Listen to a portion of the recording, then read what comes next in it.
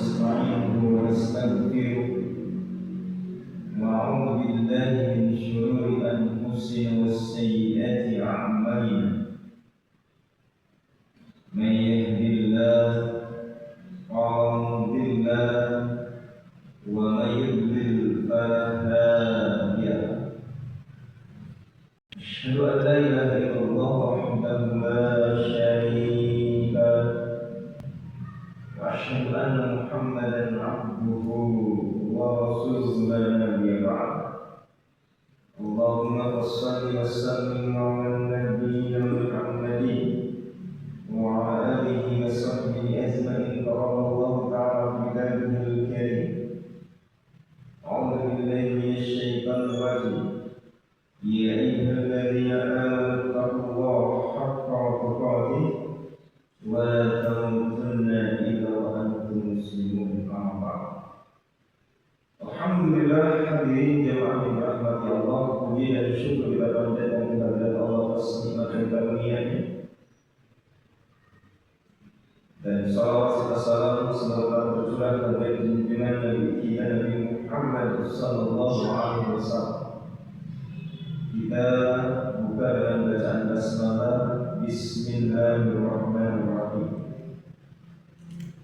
Di pertemuan sebelumnya kita berbicara tentang suratul Baqarah ayat 43, yaitu wa aqimus sholata wa atuz zakata warka'u ma'ar raki'in. Dan tegakkanlah oleh kalian sholat dan tunaikanlah zakat dan rukuklah bersama dengan orang-orang yang rukuk. Ayat ini secara khusus awal mulanya ditujukan kepada Bani Israel di zaman Rasulullah. Tapi secara umum ayat ini berlaku untuk kita semua, karena faridatun wajibatun la tanfal a'malu illa biha wa bisalah. Kewajiban dari amal soleh kita tidak akan bermanfaat tanpa sholat. Ini yang pertama, kesimpulan kita. Kenapa ini walaupun tadinya ditujukan kepada Bani Israel, tapi secara umum berlaku untuk kita, karena seluruh amal soleh kita tidak akan bermanfaat tanpa kewajiban sholat dan tanpa menunaikan zakat. Itu yang pertama. Kemudian yang kedua, perintah ini menunjukkan bahwa Bani Israel di zaman Rasulullah, kalau mereka keimanannya ini diterima oleh Allah, mereka harus melaksanakan kewajiban kepada Allah bersama dengan kaum mukminin di zaman Rasulullah, itu para sahabat, yang secara otomatis keimanan mereka tidak akan bisa diterima oleh Allah tanpa masuk ke dalam agama Islam. Kalau ingin bermanfaat keimanan mereka, maka mereka harus masuk ke dalam agama Islam. Warka'u ma'ar raki'in, ay kunu ma'al mu'minin fi ahsani a'malihim, yaitu menjadilah kalian seperti halnya orang-orang yang beriman, yaitu bersyahadat, lalu kemudian melaksanakan kewajiban. Dalam hal ini adalah melaksanakan sholat sebagai gerbang dari amal soleh. Makanya meskipun mereka beriman kepada Allah, mengaku memiliki nabi yang datang dari Allah, Nabi Musa alaihissalam dan nabi-nabi yang lain, dan mereka menyatakan kitab suci mereka datang dari Allah, yaitu Taurat, Zabur atau Injil, tapi keimanan mereka tidak akan bisa sempurna tanpa bersyahadat. harus bersyahadat baru sempurna, mengakui kenabian dan kerasulan Rasul Muhammad sallallahu alaihi wasallam. Yang ketiga atau yang berikutnya, yang kesimpulan yang terakhir dari ayat ini, istadala katsirun minal ulama bihadhihi al-ayah 'ala wujubil jamaah. Para ulama sebagian besar mereka berdalil dengan ayat ini bahwa berjamaah itu wajib, baik berjamaah di dalam sholat, karena orang yang sholat tidak berjamaah ditunjuk oleh Rasul dengan tilka sholatul munafiqin, sholat orang-orang munafik tidak berjamaah, atau berjamaah dalam dimensi kehidupan bermasyarakat. La islama illa bil jamaah. Kata siapa? Kata Umar bin Khattab, tidak ada Islam kecuali karena berjamaah. Kalau kita tidak berjamaah, sampai kapanpun kita tidak akan pernah bisa menegakkan keislaman secara sempurna. Dan tanpa berjamaah sampai kapanpun tidak akan ada kemuliaan kaum muslimin. Mereka bisa berdaulat menegakkan hukum Allah. Dan kehancuran umat-umat terdahulu dari kalangan kaum muslimin, seperti kehancuran dari daulah Andalusia di Spanyol, itu semua karena perpecahan.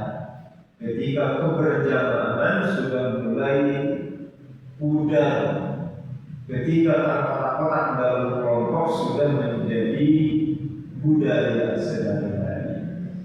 Baik, itu hadirin jamaah yang dirahmati Allah. Kita lanjutkan pada Suratul Baqarah ayat yang ke-44. Masih berbicara tentang Bani Israil, tapi isinya bisa berlaku pada kita secara umum.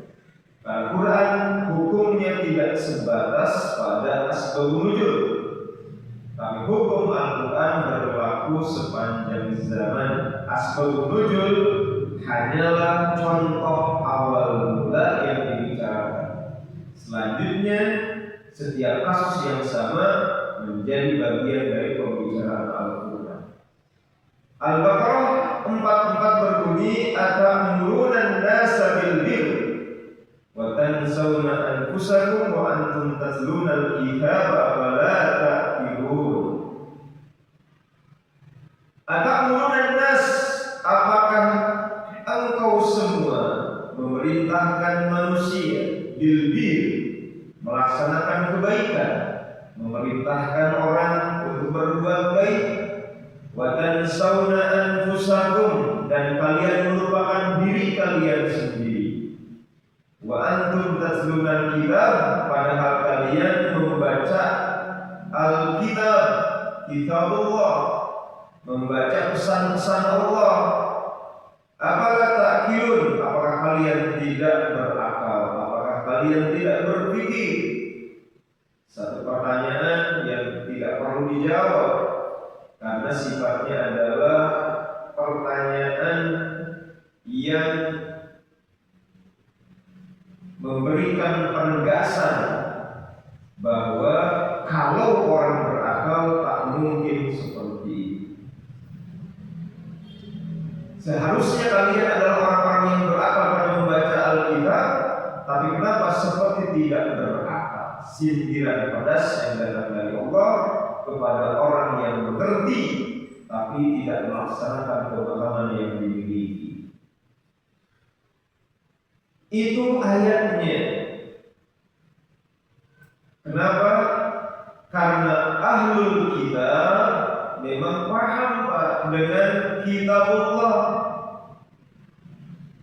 dan mereka mendakwahkan kitabullah ini untuk dilaksanakan oleh manusia. Jadi pesan-pesan Allah disampaikan, tapi yang menyampaikan tidak melaksanakan. Jadi ada yang disebut dengan kemunafikan.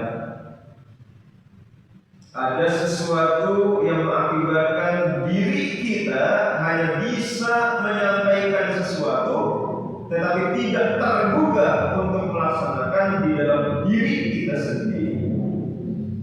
Ilmu ini bisa memberikan cahaya, tapi dirinya hancur, terbakar, menunjukkan betapa mungkin ilmunya bisa menerangi orang lain dan mendatangkan manfaat buat orang, tapi bagi pembawanya justru menjadi tanda kehancuran. Waliyahudillah. Yaqulu ta'ala, Allah berfirman, kaifa yali, bagaimana mungkin layak bikum, bagaimana mungkin kalian ini layak, bagaimana mungkin kalian ini pantas, ya ma'syar ahlul kitab, hei ahlul kitab. Kenapa pertanyaan ini muncul? Apakah pantas, hei engkau ahlul kitab? Wa antum ta'muruna an-nas bil bir, kalian memerintahkan manusia untuk berbuat kebaikan. Al-bir wa huwa jima'ul khair, bir itu kumpulan-kumpulan kebaikan,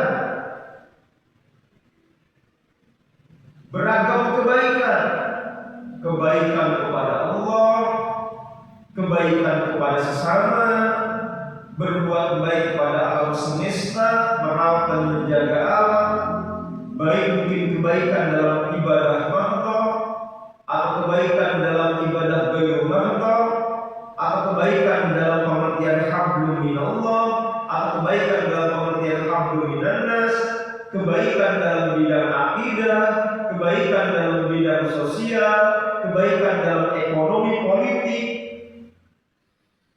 Itu bir.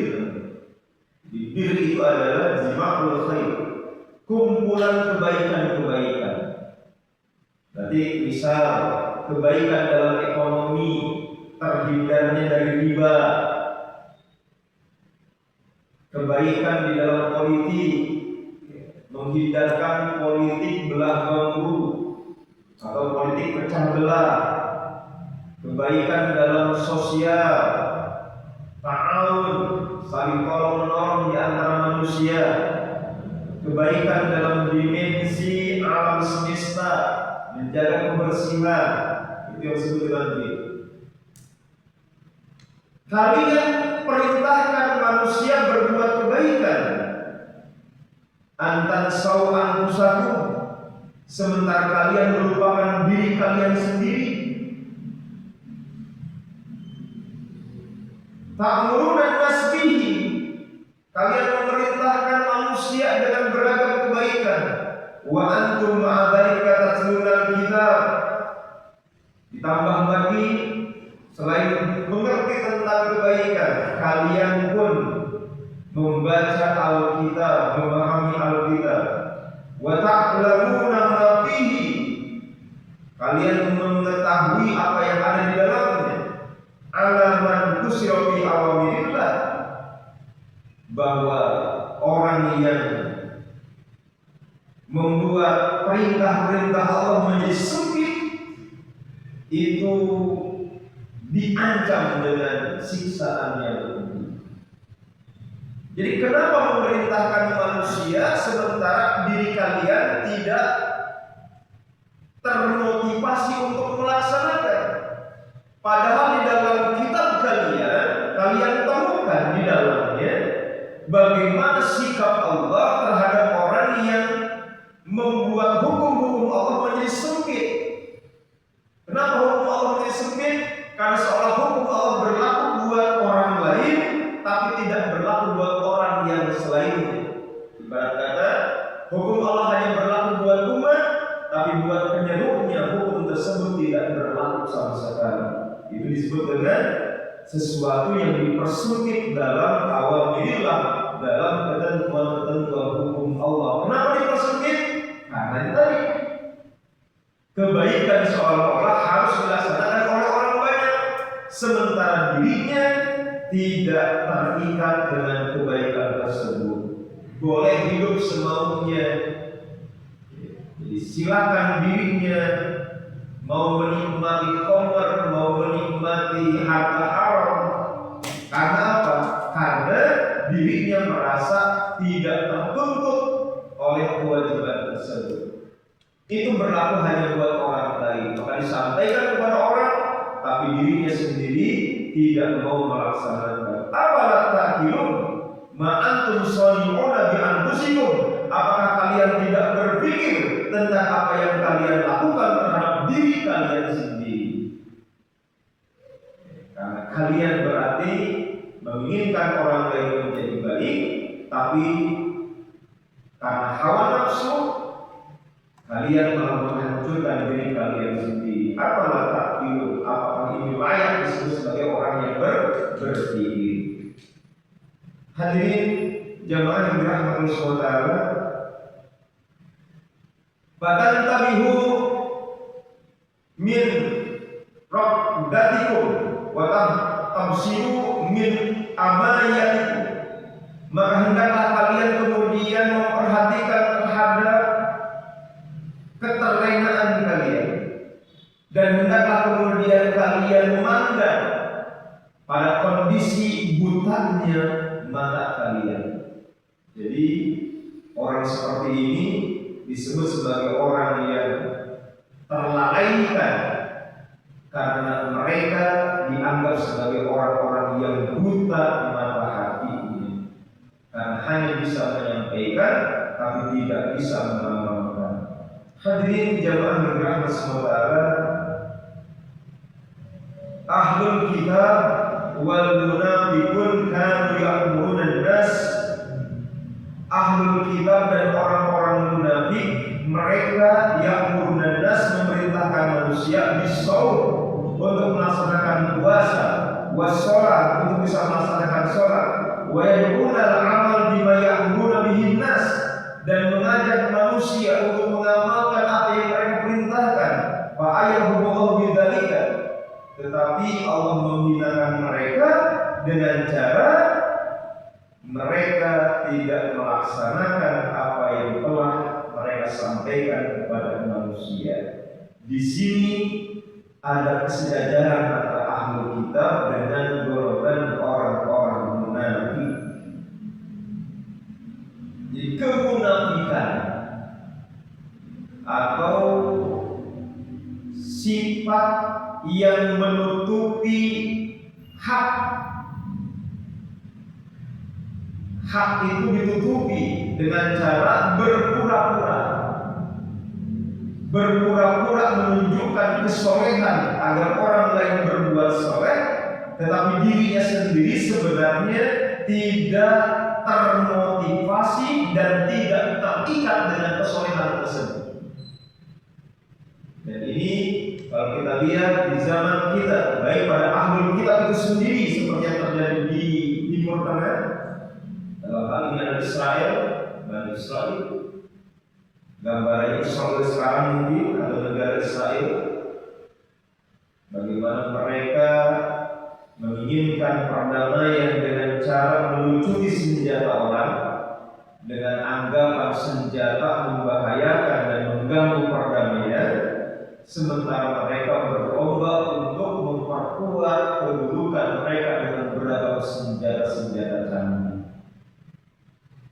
Mereka meminta yang disebut dengan gencatan senjata dengan alasan bahwa ini langkah ke arah perdamaian, dan meminta agar kaum muslimin sebagai musuh mereka untuk melaksanakan gencatan senjata sehingga tidak ada penyerangan. Tapi di sisi yang lain mereka setiap hari menyerang, menghancurkan, membom, seolah tidak merasa berdosa atas kelakuan dan tindakan mereka. Bisa dibayangkan, tiap hari televisi menayangkan hal seperti ini. Mereka meminta orang lain meniadakan uranium yang berpotensi menjadi senjata nuklir dan meminta menyerahkannya kepada mereka untuk diamankan, sementara mereka sendiri mengolah nuklir tersebut untuk mempersenjatai mereka agar tidak ada yang berani macam-macam terhadap negara mereka. Karena kasus Perang Dunia Kedua dengan bom atom di Nagasaki dan Hiroshima, kita bisa melihat betapa hancurnya Jepang saat itu, dan itu menjadi bagian dari standar mereka di masa sekarang. Mereka boleh memiliki senjata secanggih apapun, sementara orang lain bahkan punya golok pun harus diamankan. Dan karena ini ayat berlaku secara umum terhadap diri kita, bagaimana kemudian kemunafikan juga mungkin bisa timbul di dalam diri kita, bahwa kita melihat ini ayat mengkritik Bani Israel, tapi sebenarnya ayat ini juga sekaligus mengkritik kita. Kenapa?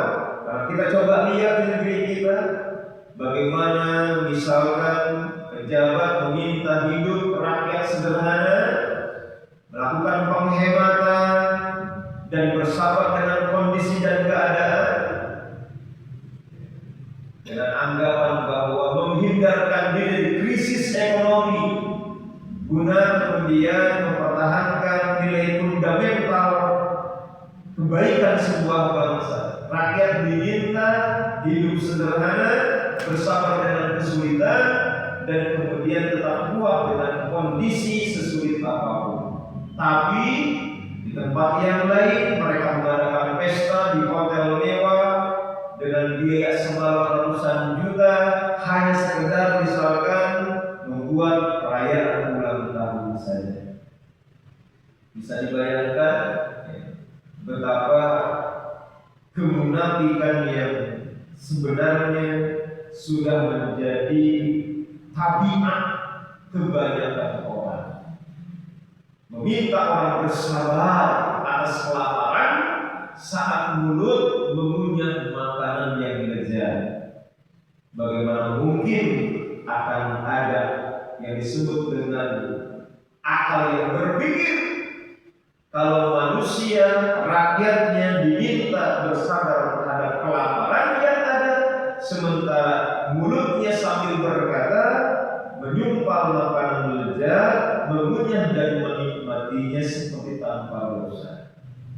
Padahal kita lihat bagaimana kalau kondisi dari para khalifah di zaman setelah Rasul Muhammad SAW, yang hatta dihadiahkan sebuah atau satu hidangan daging yang lezat dan empuk bercampur dengan madu dan kurma dengan kuah yang membuat kenikmatan tiada kala, atau ketika dihidangkan makanan terdiri dari berbagai macam hidangan-hidangan yang beragam jenis, tetapi mereka sebelum menyantap bertanya dulu, ini bisa dinikmati Umar, juga dinikmati rakyat banyak, apa hanya Umar yang menikmati?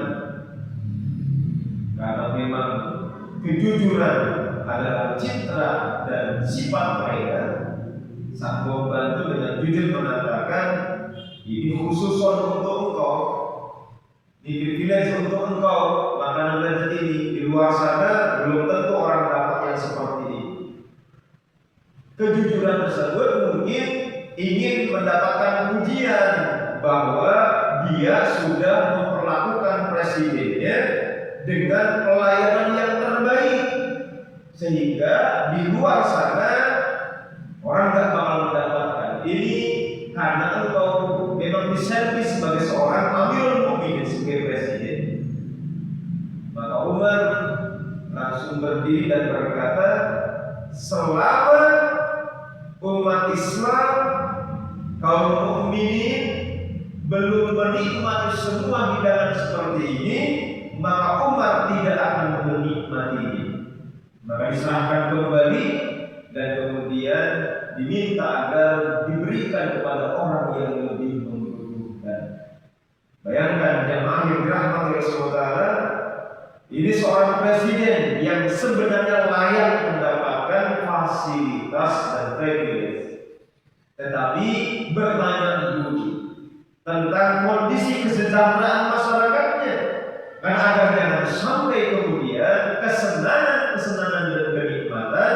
dinikmati oleh pejabat, tapi ternyata haram buat umat. Bukan karena haram zatnya, tapi karena umat memang sulit untuk mendapatkannya. Maka Umar tidak memerintahkan sesuatu kecuali melaksanakan terlebih dahulu. Beda dengan ahlul kitab wal munafiqun. Ahlul kitab wal munafiqun, yang mereka kebaikan hanyalah untuk orang lain, sementara mereka sendiri yang disebut dengan kebaikan adalah hawa nafsu dan memerlukan keinginan dari nilai hidup mereka yang menginginkan kesenangan. Tanhaunas anil kufri bima indakum minan nubuwah wal ahdi minat Taurat wa tatrukuna anfusakum. Tanhaunas, engkau melarang manusia anil kufri, agar jangan sampai manusia melakukan kekufuran.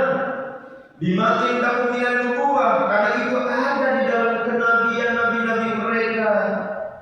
Jangan sampai menimbulkan kemusyrikan di dalam iman. Jangan sampai mencuri, jangan sampai berzina, jangan sampai melakukan kemungkaran dan kemaksiatan.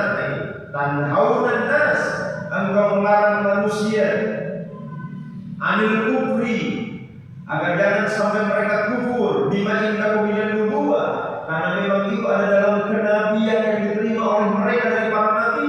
Wal ahdi minat Taurat, dan itu janji yang diambil oleh Allah kepada mereka di dalam kitab Taurat.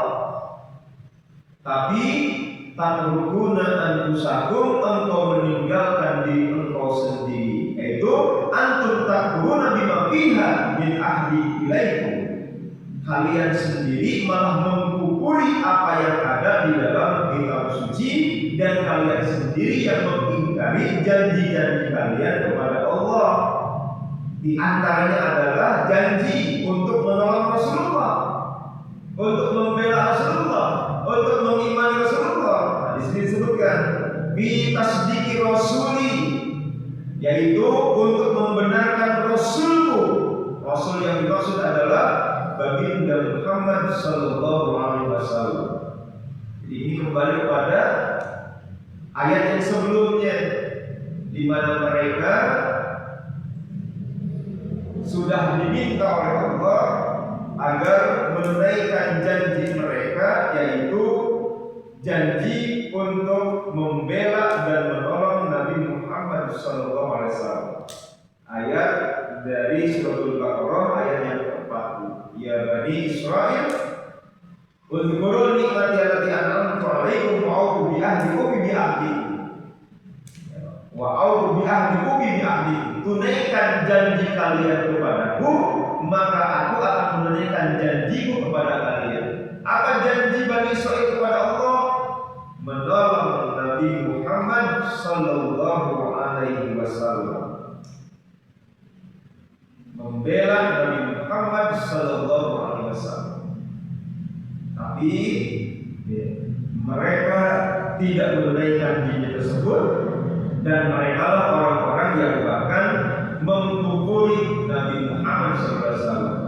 Pada saat Nabi Muhammad datang ke kota Madinah, mereka orang yang pertama langsung kufur kepada Rasulullah, kecuali sedikit dari mereka ada yang memang masuk dalam agama Islam seperti Abdullah bin Salam.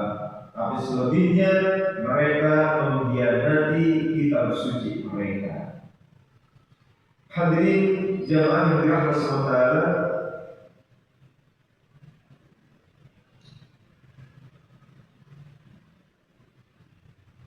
dari Abdurrahman ibn Zaid ibn Aslam, beliau berbicara tentang hadhil ayat, tentang ayat ini. Haula'il yahud idza ja'a rajul sa'ahu 'anis sayd laisa fihi haqqun wa la riswah amaruhu bil haqq. Orang-orang Yahudi apabila datang seseorang bertanya kepada mereka tentang sebuah persoalan, laisa fihi haqq wa la riswah,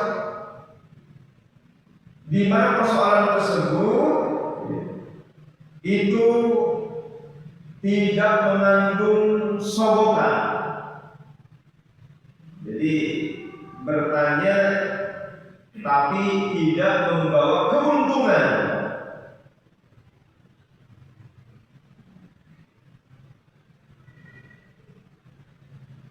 Amarahu bil haq, maka mereka akan memerintahkan orang yang bertanya agar menyesuaikan diri dengan kebenaran yang ada di dalam kitab suci mereka. Berarti apa yang kemudian terjadi hadirin? Mereka itu bisa mempermainkan hukum.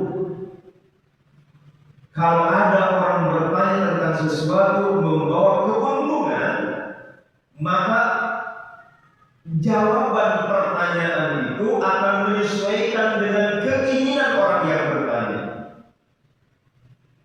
Contoh misalkan di zaman raja-raja mereka, Herodes itu ingin menikahi anak tirinya, sudah menikahi ibunya, kepincut pula dengan anaknya. Padahal kalau sudah menikahi ibunya, berarti tidak diperkenankan menikahi anaknya. Kalau menikahi anaknya, berarti tidak diperkenankan menikahi ibunya. Pilih salah satu, jangan kedua-duanya. Jangan kemudian ibu dan anak dipersatukan dalam pernikahan.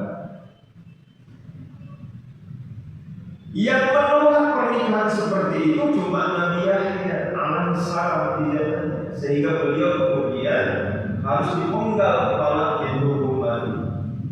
Sementara rabi-rabi dari kalangan orang Yahudi yang memang mereka mencari keuntungan dari fatwa,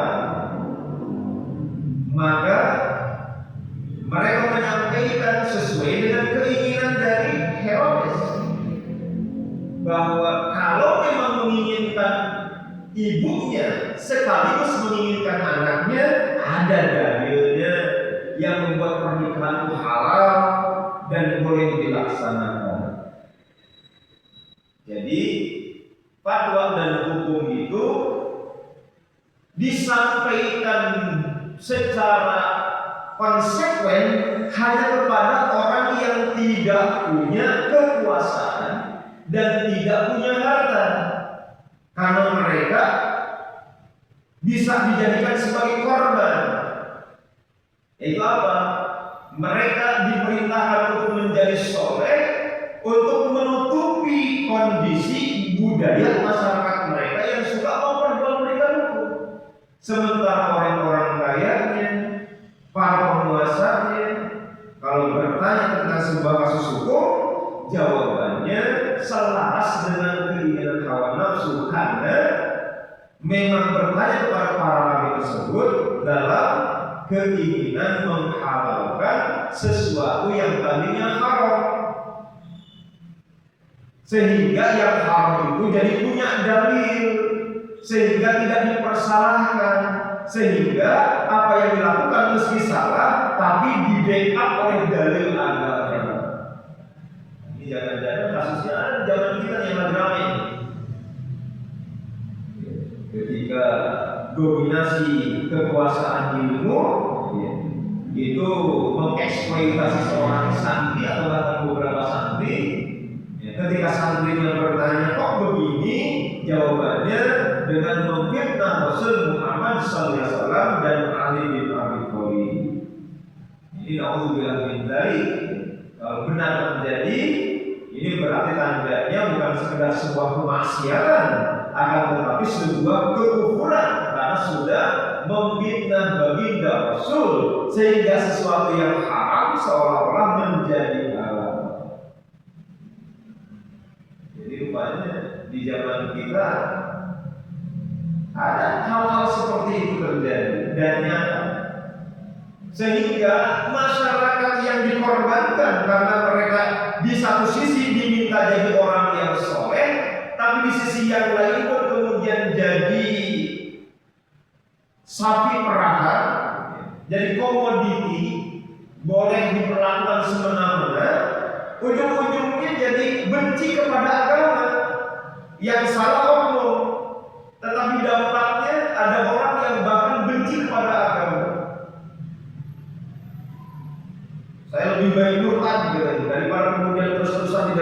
Islam. Kenapa? Karena hancur hidupnya gara-gara oknum yang menggunakan agama sebagai alat untuk mengeksploitasi orang yang ada dalam kekuasaannya. Nah, inilah bagaimana ayat ini berlaku sepanjang zaman, termasuk berlaku di zaman kita, termasuk ternyata berkesesuaian dengan kondisi-kondisi yang ada. Kalau orang-orang Bani Israel sudah jelas, ilmu itu cuma sekedar alat untuk kepentingan mereka. Mereka tidak akan kemudian mempergunakannya sebagai bagian dari petunjuk dan hidayah. Orang lain aja silakan mempergunakannya sebagai petunjuk dan hidayah. Diri mereka menguasai ilmu hanya demi kepentingan. Ini yang disebut sebagai bagian dari kemunafikan, di mana kebaikan hanya untuk orang lain, tapi dirinya sendiri tidak terikat dengan kebaikan itu. Kalau bahasa yang lain, kabromaktan indallah antakulu malatakalu. Betapa besar menurut Allah engkau menyampaikan sesuatu yang tidak engkau laksanakan. Dan akhirnya hadirin, sebenarnya kemunafikan seperti ini pun bisa jadi sudah menjadi hal yang biasa di kalangan dai, para pendakwah.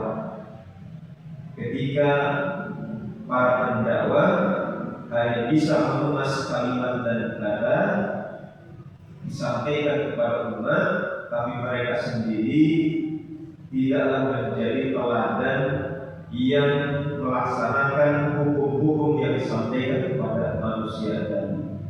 Jadi dari Bani Israel penyakit ini diturunkan kepada orang-orang munafik, dan hari ini kita lihat secara umum masyarakat kita banyak yang menjadi munafik karena hanya mengemas kebaikan dalam bentuk zahir, tetapi di dalam mereka sendiri menjadi orang-orang yang mengingkari. Cuma kelihatan baik di mata manusia, tapi di hadapan kondisi tertentu yang tidak diperhatikan, tidak ada CCTV, maka serigalanya kelihatan. Jadi mungkin seperti itu gambarannya. Kalau ada CCTV, kita kayak mematuk diri ingin menjadi kayak orang baik. Tapi kalau ada CCTV, maka kita akan kelihatan jahatnya karena nggak merasa diperhatikan. Makanya lihatlah orang-orang yang mau maling itu kan di antaranya kalau ada CCTV membatalkan niatannya. Tapi kalau kemudian dari CCTV, maka semua barang akan kemudian menjadi hilang dan diambil olehnya. Inilah bagaimana kemudian ayat ini memotret kehidupan kita secara terang-terangan tentang perilaku Bani Israil yang sudah menjadi bagian dari perilaku kita juga. Maka waliyahudillah, mudah-mudahan andai kita mampu menyampaikan sesuatu, maka sesungguhnya kita pun punya kewajiban untuk melaksanakannya sebelum orang lain.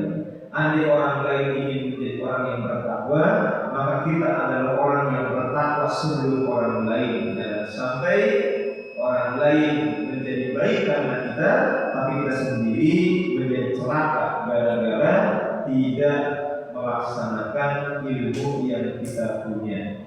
Demikian hadirin yang Allah sudah mendatang waktu Isya, kita akhiri kajian kita dengan sebuah harapan. Mudah-mudahan pemahaman kita, keyakinan kita, ilmu pengetahuan kita ketika kita sampaikan kepada sesama sebagai sebuah dakwah, terlebih dahulu kita laksanakan dalam kehidupan kita, dan sesungguhnya kita yang akan membutuhkan ilmu dan amal sebelum orang lain. Subhanallah wa bihamdika, asyhadu an la ilaha illa anta, astaghfiruka wa atubu ilaik. Alhamdulillah. Assalamualaikum warahmatullahi wabarakatuh.